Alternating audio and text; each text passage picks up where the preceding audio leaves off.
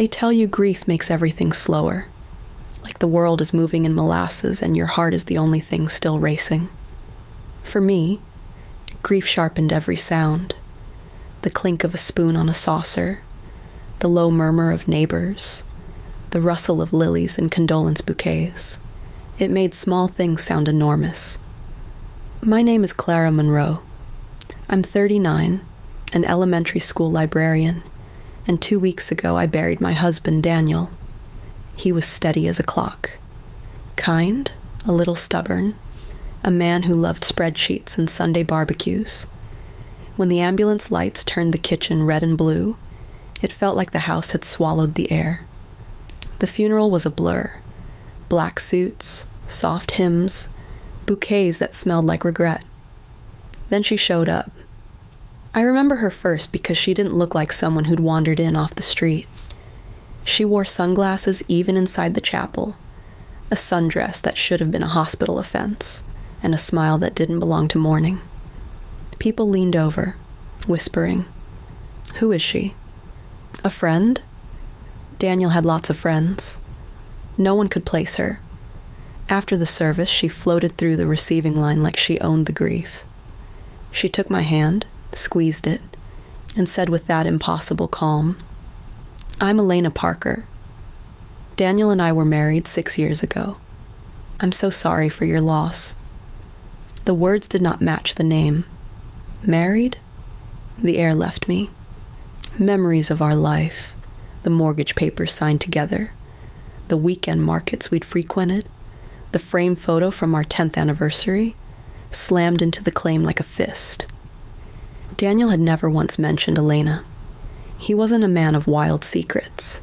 He was a man who labeled the spice jars and scheduled oil changes. He would have told me about a marriage. People around us murmured, faces that had been pale with sympathy now folded in confusion. I could feel the room tip. My hands went numb. I smiled because that's what you do at funerals. You perform grief. Inside, a sliver of cold logic crept in, the part of me that loved lists and neat rows of facts.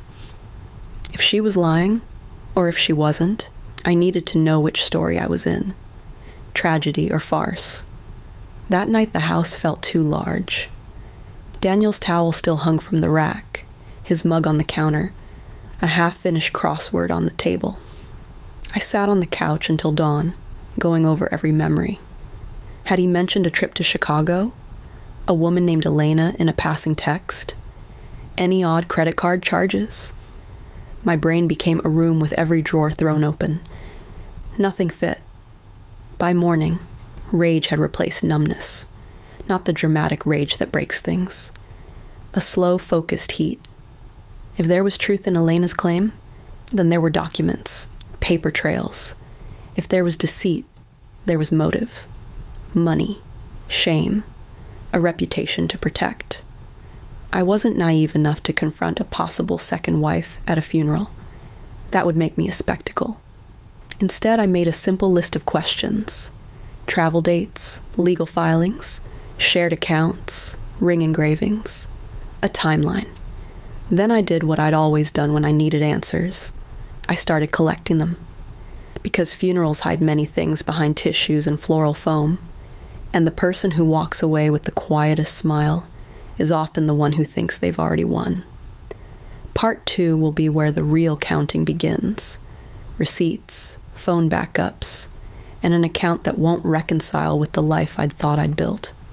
Want it raw and legal, or cinematic and slow burn? Either way, the next move is mine. By Monday, I had turned my grief into an investigation. Daniel's laptop sat on our dining table, untouched since the night he died.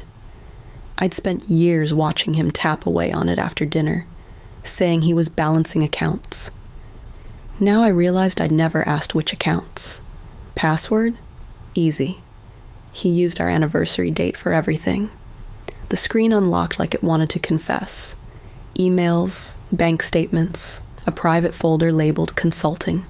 Inside, invoices, payments, all routed to an account under a name I didn't recognize. E. Parker. Elena. It wasn't fake. I remember just staring at the screen, pulse loud in my ears. He'd been sending her money, thousands, every month for 3 years. Each note said the same thing. For the apartment. My stomach turned. Apartment? He'd told me he worked late those nights. Cybersecurity emergencies, he'd say with that weary smile. I'd bring him coffee, kiss his cheek, and go to bed alone. Turns out the only system he was protecting was a double life. But something else didn't fit. The dates. He'd been paying her long before. Their supposed wedding date, and the address she listed on the invoices. It wasn't some cozy suburban home.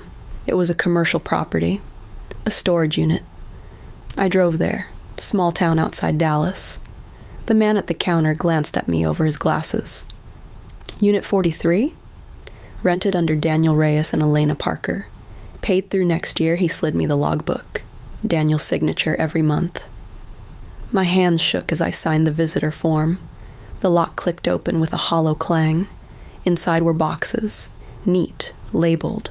Not clothes, not love letters. Contracts. Dozens of folders marked investors, transfers, shell accounts. My husband hadn't just been unfaithful. He'd been hiding money. Elena wasn't some innocent lover. She was a partner. In crime or in business, I couldn't tell yet.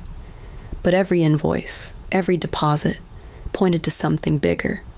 And then, buried in the back of a file box, I found a document that turned my blood to ice. A life insurance policy. Primary beneficiary, Elena Parker. Filed 2 months before his death. The dots connected themselves. The accident. The timing. The new will he'd brushed off as just a precaution. That night I sat at my kitchen table again. Only this time, I wasn't crying. I was calculating. Elena thought she'd show up at that funeral, play the grieving wife, and walk away rich. But she'd underestimated the real one. I wasn't planning to expose her with a scene. I was planning to destroy her quietly, legally, with the same precision Daniel used to build his lies. Tomorrow I'd visit our lawyer, and by the time Elena realized what was happening, every dollar she thought she'd inherited would belong to the widow she tried to erase. He betrayed me once. But she was about to learn what betrayal really costs. I learned quickly that anger is loud, but strategy is lethal. After the storage unit, I didn't rush to confront Elena. I did the opposite. I did what Daniel always did when he wanted to bury a problem. I built a paper trail. Step 1, lock the money. My lawyer, Claire Whitman, filed an emergency petition that afternoon to freeze the life insurance payout and any accounts linked to Daniel's name. The policy couldn't be paid out while a beneficiary dispute and potential fraud case were active. Elena arrived at my lawyer's office in pearls, in perfect composure, the picture of the grieving spouse, and left furious when Claire told her the payout was on hold. Her smile tightened in a way I savored. Step 2. Follow the money. Claire introduced me to Marcus, a forensic accountant who smelled like coffee and balance sheets. Marcus dug through the storage unit files the way I used to read contracts. Every line, every footnote, he traced wire transfers from offshore shells to a small LLC, Parker Consulting. The same LLC that had rented a mailbox at a downtown mail center, the address Elena had used on invoices. Step 3. The undercover friend. I called Elena, calmly. I want to understand, I said. We need to talk about Daniel. She suggested coffee. I accepted, and I brought my phone. Not for theatrics, but because sometimes people confess when they think the conversation is safe. I let her talk. She told me a story, how they met at a gallery, how Daniel saved her from debt, how he promised a new life. Her voice was polished, rehearsed, practiced pity. Between sips of her latte, she let slip one detail. Daniel's nickname for her, Lena Bell. Something only someone close would know. And that's when I played my hand. Step 4. Bait and confessional. I pretended to be naive. I asked about the policy, about how Daniel had just signed the papers. She volunteered dates, obscure lawyer names, and a claim that Daniel had been pressured into changing beneficiaries because of tax planning. The more she talked, the more she contradicted the invoices we'd found. She laughed too easily when she said he'd done it for her, then flinched when I mentioned the storage unit. I recorded the whole thing. Not fancy. Just my phone, my voice steady, and her words spilling out like ledgers left open.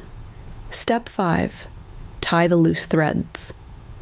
Marcus connected the LLC to a nominee, a woman in a different state with no known ties to Elena, but the account transfers lined up. The pattern screamed staged protection, someone hiding assets behind straw entities. Claire drafted subpoenas. Paperwork went to banks, to the insurance company, to the probate clerk.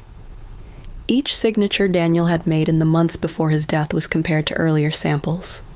One of the wills had been executed at a notary with a stamp that didn't match the branch location on its face. Small errors. But in fraud, small errors are a dead giveaway. They noticed us working. Elena started to crack. Her texts increased. Polite at first, then threatening. "You can make this easier," one read. "Think about what Adam will lose." She mentioned our son's name, the son she claimed to love, as if it were currency.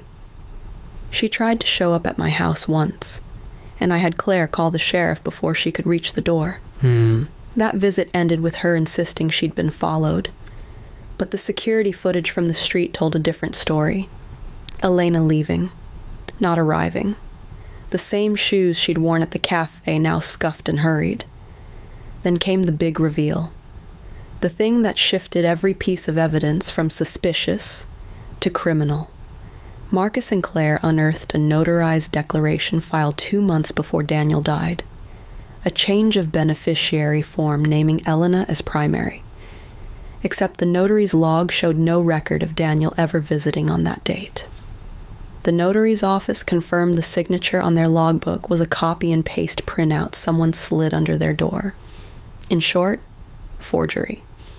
I sat in Claire's office and watched the color go out of Elena's face when we served her with a subpoena for documents and a notice of intentional interference with an estate. She tried to push back, told the press she'd been smeared, and hired a lawyer who shouted loudly on TV. But the freeze stayed. The banks complied. The insurance company postponed. The story shifted from pity to suspicion. By the time the probate hearing opened, Elena was brittle. Her friends thinned out. The apartment she'd been using was suddenly temporary. Her alibis were porous. I didn't need fireworks. I needed procedure. And the law is a slow, precise instrument that cuts clean. In court, Claire laid out the timeline. The secret payments, the storage unit with contracts, the forged documents, the notary's admission. Marcus testified about the LLCS. The judge listened. Elena's lawyer tried theatrics, calling witnesses who swore she'd been with Daniel in good faith. But the documents spoke louder than their words. When the judge ordered an independent handwriting analysis and referred the case to the county fraud unit, Elena's confident mask finally slipped. She left the courtroom white as paper. Outside, with cameras buzzing, she mouthed something I couldn't hear. Maybe anger, maybe fear. I walked out too, not to gloat, to breathe, to understand that grief had changed into resolve. Daniel had betrayed me. Elena had tried to profit from his betrayal and his death. One thing remained, the funeral photograph, the one taken at the graveside that everyone had been sharing. In that photo, Elena's hand rested on the casket like a claim. I had one last move left, and it involved that image, the probate clerk, and a witness who'd sat at the funeral with a clear view of Elena's face when she first walked into the chapel. Tomorrow would be about unraveling her story for good. But tonight, I let the quiet of the house settle in, and for the first time since Daniel's accident, I felt like I was the one in control. 0. The next morning, I woke up earlier than usual. The air felt heavier, like the calm before something permanent. It was the final hearing, the day everything would either collapse or finally make sense. When I reached the courthouse, the hallway buzzed with whispers. Reporters had caught wind of the two widows story. Elena arrived 10 minutes late, dressed in black again, this time without the pearls. Her confidence looked borrowed. She avoided my eyes, but I didn't need to look at her to win. I already had what I needed. When the session began, my lawyer, Claire, presented the final piece of evidence, a sworn statement from a funeral photographer. He testified that Elena had asked him to edit the photos from that day, specifically to remove someone from the background. When the judge asked who, Claire handed over the unedited copy, and there she was, Elena, standing beside a man wearing the same wedding band Daniel once wore. The man's face? Mark, Daniel's old co-worker, the one who helped him with his financial planning. Gasps filled the courtroom. Even the judge leaned forward. Claire kept her voice steady, calm, deliberate. Your Honor, this man Mark Allen co-owned the LLC that received Daniel's money. The same company where all those offshore transfers ended up. This wasn't love. This was collusion. Elena's lawyer tried to object, but the evidence was too clean. Emails, signed agreements, and wire trails, all connecting Daniel's stolen funds, Mark's LLC, and Elena's forged paperwork. By the time the judge declared the insurance claim fraudulent, Elena wasn't looking at me anymore. She was staring at her own hands, as if realizing that the gold bracelet she wore might as well have been handcuffs. The ruling came fast. The estate restored, the payout frozen, the assets to be reevaluated under federal investigation. Elena and Mark would both face charges for forgery, fraud, and interference with an estate. As the gavel hit, I didn't smile. I didn't even feel victory. Just quiet. The kind of quiet you only hear after a storm finally runs out of rain. Outside, reporters swarmed me. Questions flying, microphones flashing. How does it feel?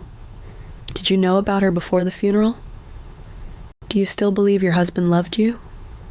I just said, no one really wins when truth comes this late. And that night, when I came home, I took out Daniel's old wedding ring, the one I'd kept hidden in a drawer since the day of his death. It wasn't a symbol of love anymore. It was a reminder of what happens when truth has to fight through lies.